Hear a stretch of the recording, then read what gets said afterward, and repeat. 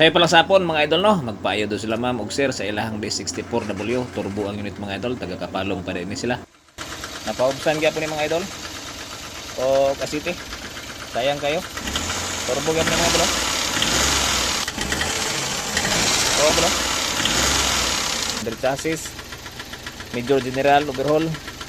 Turbo cleaning ug muffler cleaning na punta diha mga idol.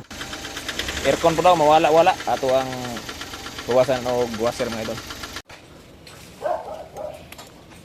Turbo cleaning og turbo cooler cleaning mga idol. Og Major General overhaul mga idol. Piston ring, valve seal, cylinder head resurface og engine block resurface og ilista isa ka piston mga idol. Kay gas-gas kay ang isa ka piston no. Yan nagbalik-balik gid ang mga piston. Ring mga idol. Ano yung sistema? Okay pa man pud iyang crankshaft mga idol, amo lang gi laping ang crankshaft mga idol og gihuning ang engine block sa iyang liner mga idol. Gas-gas. Muna itong ilis na piston mga idol. Og direta siyang compressor mga idol. Kani atong bawasan og washer mga idol kay mawala daw ang aircon. Labi na daw og dugay na daw andar.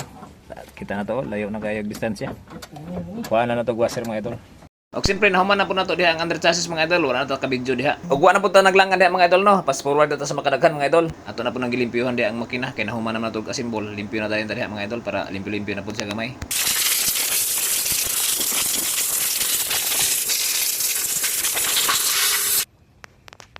Muna ni update sa taga Kapalong mga idol nga katong naking king makina, under chassis o turbo cleaning.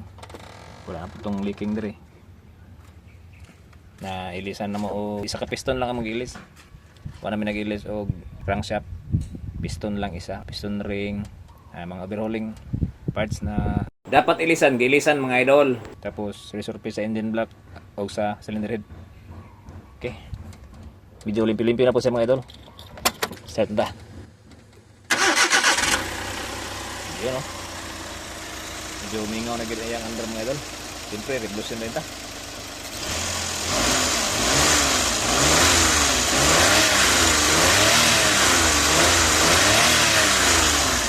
Yun o. Aircon. Okay, may kibo.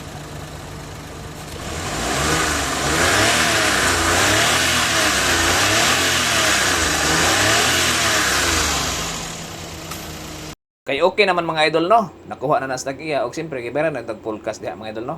Sundi ko ni mga idol daghan pa kay ni.